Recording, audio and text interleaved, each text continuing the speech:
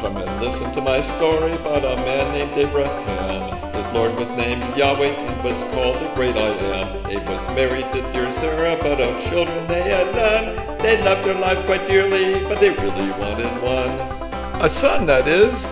Offspring. One day this Yahweh came to to pay his friend a call. He told old Abe, your life is stale, it needs an overhaul. He said that way out west is where he ought to be. So they loaded up the truck and they moved out by the sea. Canaan, that is. Sheep, goats, no movie stars. Yahweh told Abe that good things were awaiting him out west. He'd be blessed and he'd be a blessing to the rest. His name would become great and God would keep him from distress. And so Abe knew that Canaan would become his new address. Canaan, here we come. Soon they arrived and found Yahweh was waiting by their door.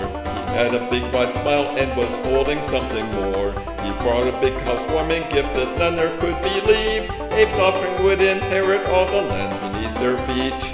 Wow, what a gift! So Abraham, he built a great big altar to the Lord. He worshipped him and honored him, Yahweh whom he adored. He looked at Sarah and at nephew Lot would come along, and they all joined their voices in a good old gospel song.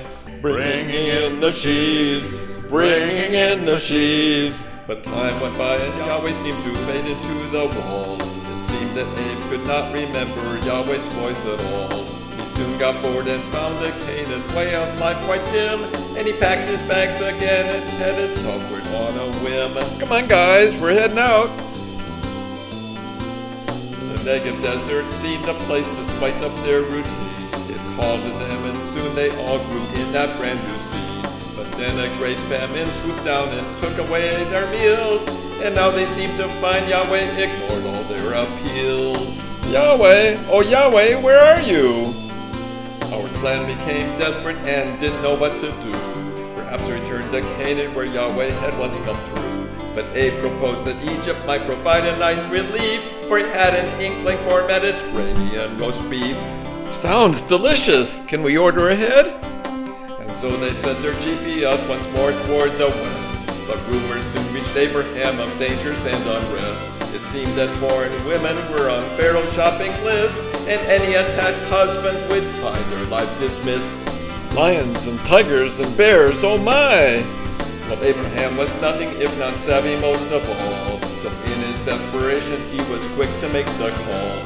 Told all in his party that his wife was now his sis, and somehow or another that would close the big abyss. Trust me guys, it'll all work out. But Pharaoh's agents soon arrived and Sarah was detained. They offered a great payment for Abe's trouble, they explained. And no was not an answer that Pharaoh was apt to take, so Sarah was imprisoned for convenience's sake. Abe, darling, save me, save me! Well, Abraham was quite alarmed, but helpless nonetheless. He could not find a manner to alleviate this mess. But Yahweh brought a touch of plague to Pharaoh and his crew, and now our gang was free and richless ends that how to do. Well, that was a close call. So back to Canaan, Abe and Sarah quickly ran Lot too, and never ever, no not e'er Canaan would they eschew. Except Lot, he thought that east is where he just might better do. Yes, Adam, he thought would be smart, so off to there he flew. Paradise, here I come. So Abraham and Sarah all alone and still no child. They wondered if they could adjust. Poor Sarah, she just smiled. Yet Yahweh showed his face again and asked again their trust. He told them that their offspring would be countless as the dust. 1, 2, 3, 4 million. But Abraham, he wondered how this thing could come to be. He wanted confirmation. Was this actuality? So Yahweh set in place a ceremony. 'Twas his signature when he walked between the carcasses as proof that he was sure. Well, now that's weird. Covenant all signed and sealed and witnessed by the Lord. Abe settled in and served Yahweh and never more got bored. But soon that biologic clock it ticked more loudly still, and all at once Sarah and Abe concocted some ill. Tick tock, tick tock, tick tock, Tick-tock. When Sarah made the opening move, she offered up her maid to Abe as a second wife. His child wouldn't be delayed. Abe eagerly accepted Hagar. Soon she was with child. He jumped for joy and did a dance and got a little wild. I'm gonna be a daddy. But soon the family happenstances tilted to the worst, when wife and maid in never-ending conflict did a most. Abe overcame reluctance and told Hagar to go, but Yahweh intervened and she returned to Abe's abode. Oh no, she's back! Poor Sarah was not happy, her life had been quite tough. She'd been kidnapped and now usurped, she thought it was enough. But when Abe's son Ishmael was born to her domestic help, she sucked it in and played along with nary a yelp. Well, maybe just a teeny whelp?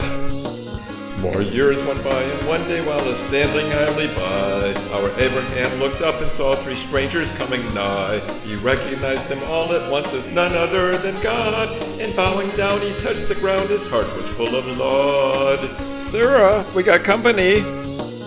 They came to him with precious news when they returned next year. Sarah, his wife, would have a boy, and they'd be full of cheer. Well, Sarah overheard their words, and she let out a sneer. But when the three gave her that look, she wished to disappear. How embarrassing. Next, Yahweh, he confided to Abe right there on the spot, that off to Sodom he'd soon go, that town he sought to blot. For stories sad and ugly tales of dastardly mischief had reached Yahweh's fine hearing, and he had to get real tough. Extra, extra, read all about it. Abe knew that his young nephew Lot lived in that very place. He set about to raise that point, he got up in God's face. They argued back and forth all night till Abe threw in the towel, for Yahweh's mind was all made up. Sodom he disemboweled. Yahweh went down to Sodom and helped Lot recognize the Struman Drang would soon be there, he's got to mobilize. He dawdled for a while, but soon was on the run, and when his wife looked back toward home, her life became undone. Pass the salt, please. Lot and his daughters just escaped the terror that ensued, but shell-shocked and heartbroken, they soon became unglued. They found a small cave to climb in and threw away the key, and there from just the three of them, populations there would be. And now the finale. But Abraham and Sarah to their waiting time had passed, and right on schedule next spring their son was born at last. Isaac they loved, Yahweh was true, their lives filled with laughter. They lived and laughed and hoped and prayed happily ever after.